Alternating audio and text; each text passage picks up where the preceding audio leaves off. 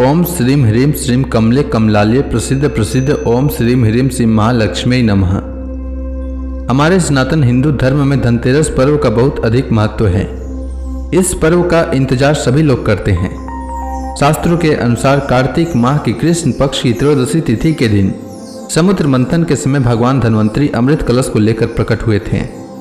इसलिए इस तिथि को धनतेरस या धन त्रयोदशी के नाम से जाना जाता है। कहते हैं इस दिन की गई खरीदारी अन्य दिनों के अपेक्षा 13 गुना अधिक शुभ होता है और घर में धन धान्य भरते चले जाते हैं। सालों भर तरक्की होते रहती है। साथ ही किसी प्रकार का रोग दुख पास भी नहीं भटकता है, जिससे बीमारियों के इलाज के ऊपर होने वाली खर्च में कमी आती है। धनतेरस के दिन जहाँ कुछ चीजों को खरीदने से भाग्योदय होता है, तो वहीं कुछ चीजें ऐसी भी है जिन्हें धनतेरस के दिन घर में लाने मात्र से भाग्य का पतन हो जाता है। धनतेरस के दिन लोग सोना चांदी बर्तन झाड़ू आदि खरीदते हैं, तो उन्हें किस समय खरीदना चाहिए इसका भी विशेष ध्यान रखना चाहिए। नहीं तो आप किसी अशुभ समय जैसे राहु काल में अगर इन चीजों को खरीद कर घर में ले आएं, तो आप लक्ष्मी जी को नहीं बल्कि दरिद्रता को अपने साथ अपने घर में ले आएंगे। इसलिए अशुभ समय में किसी भी चीज की खरीदारी करने से बचें। इसके अलावा धनतेरस के दिन धनिया खरीद कर लाना बेहद शुभ माना जाता है। कहते हैं धनिया धन में वृद्धि का संकेत देता है। धनतेरस के दिन धनिया लाकर मां लक्ष्मी को अर्पित करना चाहिए और उसमें से कुछ दाने गमले में बो देना चाहिए और कुछ दाने को लाल कपड़े में बांधकर अपनी तिजोरी में रख देना चाहिए। इससे सालों भर धन की वृद्धि होते रहती है। धनतेरस के दिन चांदी या चांदी से बने बर्तन खरीदना चाहिए। चांदी चंद्रमा का प्रतीक माना जाता है, जो शीतलता प्रदान करता है और इससे मन में संतोष रूपी धन का वास होता है। कहते हैं संतोष से बड़ा धन कुछ भी नहीं है। जिसके पास संतोष है वह स्वस्थ है, सुखी है और वही धनवान है, और जिसके पास संतोष नहीं है उसे कहीं भी शांति नहीं है। धनतेरस के दिन ही दीपावली की रात लक्ष्मी और गणेश जी की पूजा हेतु मूर्ति भी खरीदना चाहिए। मूर्ति खरीदते समय ध्यान रखें कि मूर्ति खंडित न हो। इसके अलावा कई लोग अज्ञानतावश उल्लू को अशुभ मानते हैं, तो कई लोग उल्लू को शुभ मानते हैं, परंतु देवी लक्ष्मी का वाहन उल्लू नकारात्मक ऊर्जा का नाश करता है। उल्लू का तस्वीर धनतेरस के दिन तिजोरी या अलमारी में जहां धन रखते हैं वहां चिपकाने से धन का आगमन बढ़ता है और घर में बरकत आती है। धनतेरस के दिन झाड़ू खरीदना बहुत ही शुभ माना जाता है, लेकिन कुछ बातें हैं जिनका ध्यान भी देना चाहिए ताकि इस दिन झाड़ू खरीदने का पूरा लाभ मिल सके। धनतेरस के दिन कौन सा झाड़ू खरीदना चाहिए, झाड़ू कहाँ रखना चाहिए, पुरानी झाड़ू के साथ क्या करना चाहिए, अगर इन सब बातों का ध्यान न दिया गया तो मां लक्ष्मी के स्थान पर दरिद्रता का वास हो जाता है। धन का आना बंद और जाना शुरू हो जाता है। कहते हैं झाड़ू मां लक्ष्मी का प्रतीक होता है। अगर धनतेरस के दिन झाड़ू खरीदकर घर लाया जाए तो घर में मां लक्ष्मी का वास होता है। साथ ही ऐसा करने से मां लक्ष्मी की कृपा से आर्थिक तंगी से भी छुटकारा मिलता है। धनतेरस के दिन झाड़ू घर लाने से नकारात्मक शक्तियां दूर होती हैं और साथ ही घर में सकारात्मक ऊर्जा का निवास और संचार होता है। धनतेरस के दिन जब आप घर में नया झाड़ू खरीद कर लाएं तो इसमें एक सफेद रंग का धागा बांध लें। ऐसा करने से आपके घर में मां लक्ष्मी की कृपा बनी रहेगी और आर्थिक स्थिति भी मां लक्ष्मी की कृपा से सुधर जाएगी। इसके अलावा झाड़ू को धनतेरस के दिन फर्श पर लिटा कर रखें, क्योंकि झाड़ू को खड़ा रखना अपशकुन माना जाता है।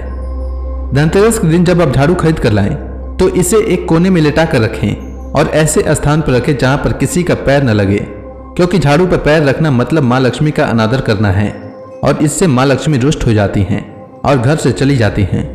इसके अलावा ज्योतिष शास्त्र के अनुसार धनतेरस के दिन जब भी आप झाड़ू खरीदें तो उसकी संख्या का विशेष ख्याल रखें। कहते हैं धनतेरस के दिन 3 झाड़ू खरीदना अत्यंत शुभ होता है, लेकिन जोड़े में यानी कि 2 या फिर 4 की संख्या में झाड़ू खरीदने से बचें। धनतेरस के दिन विशेष तौर पर सीकों वाली झाड़ू खरीदने का महत्व होता है। यानी अगर धनतेरस के दिन झाड़ू खरीदने जा रहे हैं तो सीकों वाली झाड़ू खरीदें, जिससे कि आपको शुभ फल प्राप्त हो। सीकों वाली झाड़ू के अलावा फूल वाली झाड़ू खरीद सकते हैं, पर धनतेरस के दिन बांस की झाड़ू खरीदने से बचना चाहिए। जब भी झाड़ू खरीदें तो छांट कर घनी झाड़ू खरीदें। कहते हैं झाड़ू जितनी घनी होती है घर में उतना ही प्यार व सुकून भरा माहौल बना रहता है। वहीं हल्की झाड़ू भूलकर भी नहीं खरीदना चाहिए। इसके अलावा अगर घर में पहले से काफी पुरानी झाड़ू है तो उसे कार्तिक अमावस्या के दिन यानी 25 अक्टूबर को सूर्योदय से पहले या सूर्यास्त के बाद घर से बाहर किसी ऐसे स्थान पर फेंकें जहां किसी के पैर उस पर न पड़े। 25 अक्टूबर को सूर्य ग्रहण भी है। ऐसे में सूर्य ग्रहण के बाद पुरानी झाड़ू घर से फेंकना अधिक शुभ रहेगा।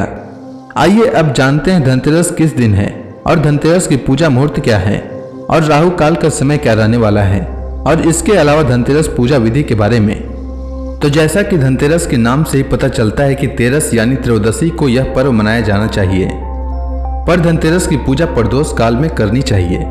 तो इससे हम कह सकते हैं कि जिस दिन त्रयोदशी तिथि में प्रदोष काल प्राप्त हो रही हो उस दिन धनतेरस का पर्व मनाना चाहिए। और प्रदोष काल का समय शहर के अनुसार अलग अलग होता है, जिसके वजह से भारत में धनतेरस कई जगहों पर 22 को तो कई जगहों पर 23 को मनाया जाएगा। हिंदू पंचांग के अनुसार त्रयोदशी तिथि का प्रारंभ 22 अक्टूबर 2022 को शाम 6:02 से होगा और त्रयोदशी तिथि का समापन 23 अक्टूबर 2022 को शाम 6:03 तक होगा। और प्रदोष काल का समय दिल्ली में 22 अक्टूबर को शाम 5:45 से रात 8:17 तक रहेगा और 23 अक्टूबर को शाम 5:44 से रात 8:16 तक रहेगा। ऐसे में 23 अक्टूबर को प्रदोष काल सिर्फ 19 मिनट के लिए प्राप्त होगा, जबकि 22 अक्टूबर को प्रदोष काल पूरे 2 घंटा 15 मिनट के लिए प्राप्त होगा। इसलिए 22 अक्टूबर को धनतेरस का पूजा आराम से 2 घंटे में कर सकते हैं, पर 23 अक्टूबर को पूजा सिर्फ 19 मिनट के अंदर करना होगा, क्योंकि 23 अक्टूबर को राहु काल शाम 5:44 तक रहेगा और शाम 6:03 तक त्रयोदशी तिथि समाप्त हो जाएगी। ऐसे में अगर 23 अक्टूबर को आप धनतेरस की पूजा करना चाहते हैं तो शाम 5:44 से शाम 6:03 तक करना पड़ेगा।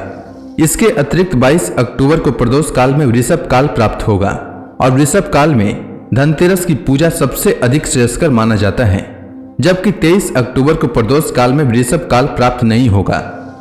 यही कारण है कि कई कैलेंडर में, जैसे ठाकुर प्रसाद कैलेंडर में 22 अक्टूबर को धनतेरस मनाने के लिए लिखा हुआ है।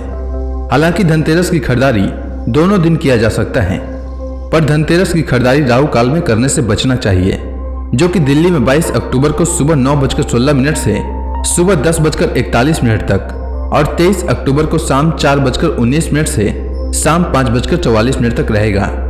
राहु काल में कोई भी खरीदारी नहीं करना चाहिए या पूजा पाठ भी नहीं करना चाहिए। इसके अलावा यम का दीपक भी त्रयोदशी के दिन ही निकाला जाता है। अगर 2 दिन त्रयोदशी तिथि प्रदोष काल का स्पर्श करती है अथवा नहीं करती है तो भी दोनों स्थिति में दीपदान दूसरे दिन किया जाता है। इसलिए यम का दीपक 23 अक्टूबर को निकालना अधिक शुभ रहेगा। हालांकि कई जगहों पर लोग जिस दिन धनतेरस मनाते हैं उसी दिन यम का दीपक निकालते हैं। इसी वजह से कई जगहों पर 22 अक्टूबर को भी यम का दीपक निकाला जाएगा, पर 23 अक्टूबर को निकालना अधिक शुभ रहेगा। आइए जानते हैं धनतेरस की पूजा मुहूर्त के बारे में। तो सबसे पहले मैं आपको 22 अक्टूबर के लिए धनतेरस पूजा मुहूर्त बता रहा हूँ, उसके बाद 23 अक्टूबर के लिए बताऊंगा।